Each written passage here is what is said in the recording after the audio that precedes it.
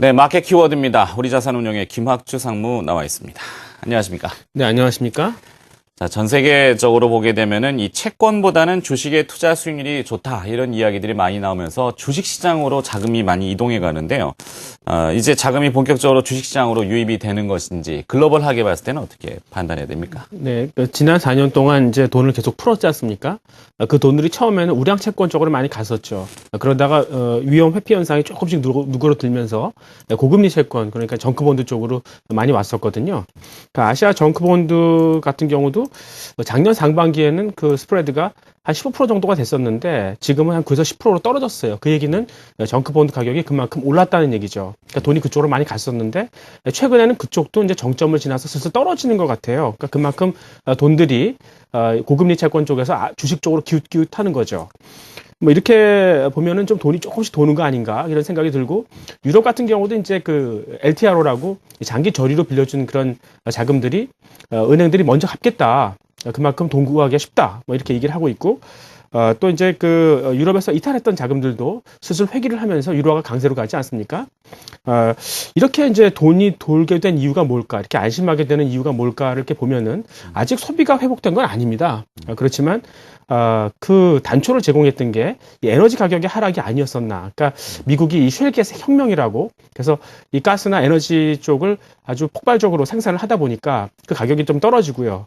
그러니까 원가에서 조금씩 자신을 갖게 되는 거예요. 기업하시는 분들이. 그러니까 비록 이 매출은 올라가지 않지만 그래도 이 원가 쪽에서 참 자신이 생기다 보니까 투자 좀 해볼 수 있지 않을까? 뭐 이런 생각을 갖게 되는 거죠. 그래서 이제 이런 정도는 좀 아직 볼 수 있겠는데, 글쎄요, 과연 여기서 이런 추세가 장기적으로 유지가 되려면은 소비에 불이 붙어야 되는 거죠. 근데 과연 그렇게 될 수 있을지 그건 좀 지켜봐야 될 것 같습니다. 그렇군요. 자, 우리가 뭐 부의 효과, 뭐 자산 효과 이런 얘기들 많이 하는데 주식시장, 뭐 자산들이 올라가면은 일단은 사람들이 느끼기에 돈을 내가 벌고 있구나. 그래서 소비를 좀 증진할 수도 있는 뭐 그런 요인도 있는데 그거는 시간이 좀 걸리니까 좀 두고 보자고 하셨습니다. 근데 포인트는 일단 돈이 돈다. 글로벌하게 한 이야기입니다. 자금이 순환한다는 이야기는 주식시장에는 뭐 호재라고도 볼 수 있겠는데요. 이렇게 자금 순환하면은 주식시장에서는 어떤 업종을 좀 집중적으로 봐야 되겠습니까? 예, 이제 먼저 이 돈이 돈다는 것은 이제 자금을 구하기 쉬워진다는 거 아니겠습니까? 그러면 기업이 도산할 확률이 그만큼 떨어지는 거죠. 그러니까 은행들은 기업들한테 많이 돈을 빌려줬었는데 부실 여신이 그만큼 줄어들게 되지 않겠습니까? 그러니까 은행 같은 데가 조금 이제 그 수혜를 볼 수 있을 것 같고요. 그동안 사실 굉장히 부실이 많다. 재무적 위험에 노출되어 있다. 그래서 주가의 디스카운트가 많았던 그런 기업들도 이제는 조금 턴어라운드 할 수 있는 뭐 그런 계기가 되지 않을까 이렇게 생각을 합니다.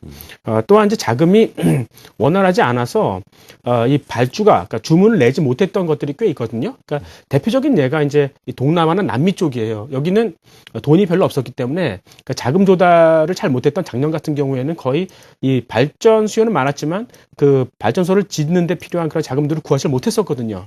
근데 이제 좀 생기게 되면 아무래도 이제 그 석탄 화력 발전 같은 경우에는 수요가 굉장히 많기 때문에 그쪽에 미뤄졌던 그런 주문들이 막 이제 나타나게 되는 거죠.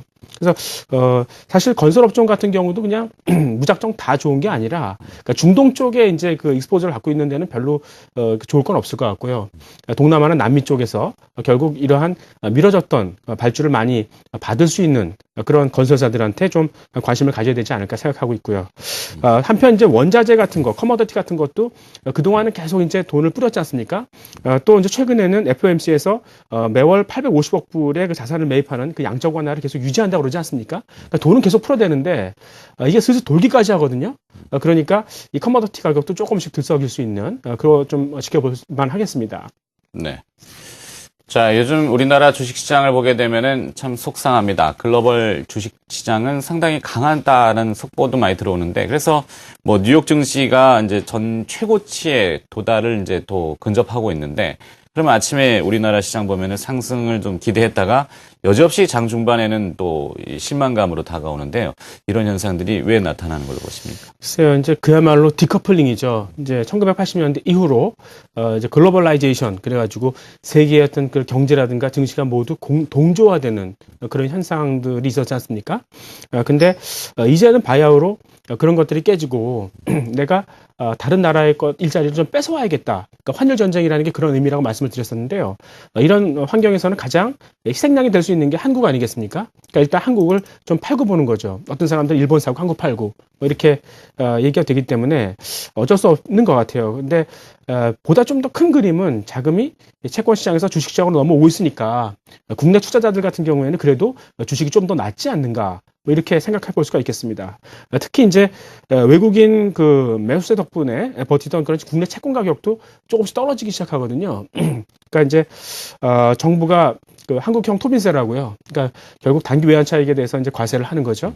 그리고 뭐 외국인 그 채권 투자를 위한 뭐 규제 3종 세트가 있다. 뭐 이런 얘기도 들리고 그러니까 이제 외국인들이 채권도 팔기 시작하거든요. 그러니까 점점 더 이렇게 이 주식 쪽으로 자금이 좀 쏠릴 수밖에 없는 그런 상황이 되지 않을까 생각하고 있습니다. 네. 자, 뭐, 우리나라 주식시장을 보게 되면은 좀 답답한데, 저는 개인적으로는 외환 시장의 출렁거림을 더 유심 있게 봅니다. 시장 일각에서는 환율이 추세적으로 상승 반전을 했다라고 평가하는 쪽도 있던데요. 환율이 이렇게 출렁출렁거리는 이유, 그리고 또 앞으로 어떻게 환율은 전망하고 계십니까? 글쎄요, 저는 이렇게 지금 뭐 오늘도 약간 좀 절하되는 느낌이 있는데 이게 추세를 잡았다고 생각하지는 않습니다. 그러니까 이렇게 최근에 이 원화 환율이 급격히 절하됐던 그런 이유가 뭘까? 그러면은 이 정권이 교체됐지 않습니까? 근데 누가 되더라도 아마 이 원화 절상을 추진할 것이다 이렇게 그러니까 지금 현 정권 이명박 대통령만큼 그렇게 이 원화를 절하시키지 않을 것이다. 그래서 술 기업들이 갖고 있던 그 달러를 거의 다 팔았었거든요. 그래서 이런 더 이상 추가적인 어떤 달러의 매도세가 별로 없는 가운데 이제 그 아까 그 환율 전쟁의 그 희생양이 한국이니까 외국인들이 한국 주식을 팔지 않습니까? 그리고 이제 한국 채권 같은 경우도 규제가 있으니까 아무래도 이제 그 차익 실현을 하지 않습니까? 그러니까 주식도 팔고 채권도 팔고 그러니까 원화를 매도하게 되는 거죠. 그러니까 달러의 매도세는 거의 다 소진이 돼버렸는데 원화 매도가 확 들어가니까 갑자기 급격하게 펑 떠버리는 거죠. 그래서 지금도 이제 그런 현상이 계속이 되고 있는데요. 아무래도 서민들은 그래도 이 원화 절상을 원하지 않습니까? 그러니까 정부도 그렇게 유도를 할 것 같고요. 근데 반면에 이제 원화 절상이 되면 그만큼 수출 기업들한테는 좀 피곤한 거니까 이 둘이 타협을 해야 되지 않겠습니까? 근데 그 타협 환율이 얼마냐? 그러면 아마 달러당 1,000원 정도가 되지 않을까? 그러니까 단기적으로는 1,050원 정도가 적당한 것 같고 점진적으로는 1,000원까지 가지 않을까 이렇게 생각을 하고 있습니다. 그러니까 결국은 이 수출주 같은 경우는 조금 아직도 부담이 좀 남았다 이렇게 생각할 수 있겠고요. 특히 외국인들 같은 경우에는 원달러보다는 옌달러를 많이 보죠. 그러니까 원이 과연 얼마나 더 절상할 수 있을까? 좀 한계가 있을지도 모른다라고 의심하지만 엔화절하는 한번 됐다가는 굉장히 심하게 될 수 있으니까 그러니까 우리나라 수기업들을 좀 약간 우려스럽게 보는 이유가 사실은 원달러보다는 옌달러, 그러니까 엔화절하 뭐 이런 쪽을 보고 있기 때문에 조금 더 조심스러워할 필요가 있겠습니다. 네. 자, 뭐, 수출 얘기하면 또 환율 얘기 안 할 수 없는데, 일본하고의 통화 때문에 좀 문제가 되는데, 사실 그 이면을 보게 되면은 유럽 쪽의 환율과 보면은 유로원 환율도 최근에 한 100원가량이 연초보단 뛰었습니다.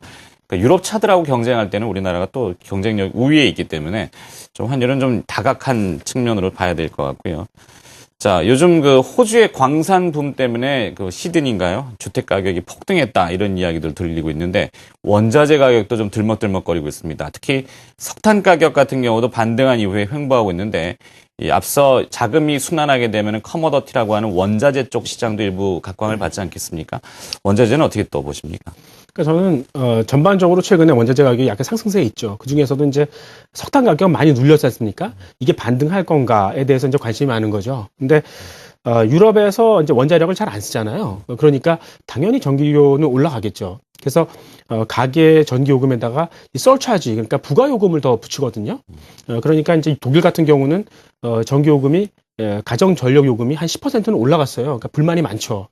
근데 그동안 이제 전기를 많이 쓰는 그런 화학업체 같은 경우에는 이런 설치하지를 안 붙였었거든요. 근데 이제는 뭐 가게가 한계에 이르니까 이쪽도 붙여야 된다. 이렇게 얘기가 나오고 있거든요. 그래서 이제 그렇다면 전기를 많이 쓰는 제조업체들 어떻게 하냐. 그러니까 이제 어떤 얘기를 하냐면 석탄 발전소 짓자 뭐 이렇게 얘기하는 거죠. 그러니까 미국에서 셰일가스 때문에 석탄 가격이 거의 폭락했지 않습니까? 그거 갖다 쓰자는 거죠. 그러면은 조금 더 나을 수 있겠다. 그래서 지금 석탄의 수요가 조금 더 좀 증가할 수 있는 거 아닌가 이렇게 생각이 되고 또 하나는 이제 이 아시아 신흥시장 성장에 필요한 에너지가 결국은 이 석탄일 것이다라고 생각하는 거죠. 그러니까 중국이라든가 뭐 인도네시아, 인도 뭐 이런 쪽에 보면은 성장을 위해서는 에너지가 필요하지 않습니까? 근데 이들 나라에 석탄이 많이 묻혀 있어요. 그러니까 석탄을 많이 쓸 수 있다는 거죠. 근데 지금 그동안 그 호주의 석탄 가격은 많이 올랐지 않습니까? 근데 중국 석탄이라든가 인도네시아 석탄은 가격이 오르질 못했어요. 그 얘기는 왜 그러냐면 그동안 이제 그 발전 수요는 있는데 아까 말씀드렸다시피 이 발전소 건립하기 위한 어떤 그 자금 조달이 잘 안 됐었거든요. 근데 이제 돈이 좀 돌면서 발전소를 짓다 보면은 그쪽에 석탄 가격이 같이 올라갈 것이다. 그래서 이 석탄의 그 가격은 앞으로 좀 올라가지 않을까 이걸 좀 볼 수 있겠고 이렇게 됐을 때는 아무래도 이 석탄 광고를 갖고 있는 그런 업체들이 좀 주목이 되고요. 그리고 이제 석탄을 운송하는 그런 벌크선 업체들 같은 경우도 한번 좀 지켜볼 필요가 있겠다 이렇게 볼 수 있겠습니다. 네.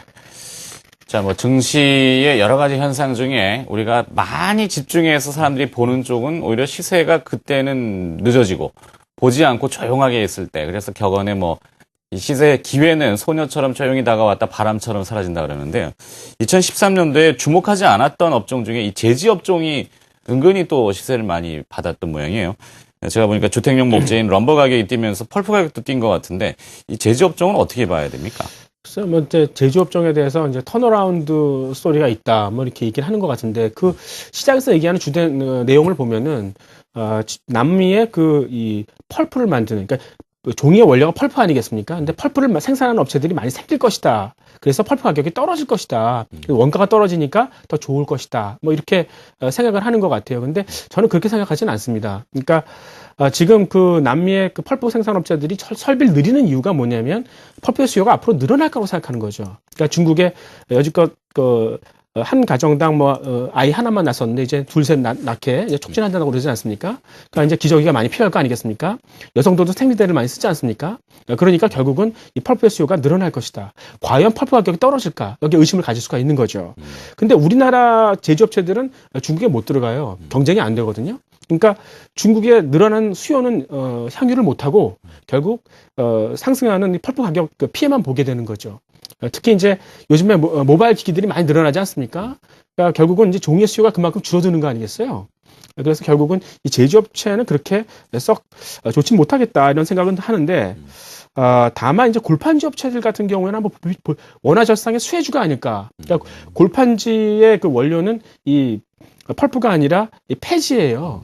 근데 우리나라 업체들이 그 폐지를 중국에 수출했었거든요. 근데 원화 절상 때문에 별로 재미가 없는 거예요. 그러니까 그 폐지가 다 국내로 공급이 돼버리는 거죠. 그래서 이 원가가 떨어지지 않겠습니까? 그 수혜를 보는 거거든요. 특히 이제 이 골판지는 주로 포장지에 많이 쓰는데 요즘에 홈쇼핑이 굉장히 유행하니까 수요도 좀 받쳐줄 수 있겠다. 그래서 이런 전반적으로 제조업계보다는 이 골판지 쪽에 주목하는 게 낫겠다. 이렇게 볼 수 있겠습니다. 네. 자, 제조업계에 대해서 전체 이야기를 할 때는 그냥 줄여가지고 골판지 업체 쪽만 일부 이렇게 본다라고 하셨답니다. 자, 마켓 키워드 오늘 또 여러 가지 이야기 들어봤는데 우리 자산운용의 김학주 상무가 수고해 주셨습니다. 고맙습니다. 네, 감사합니다.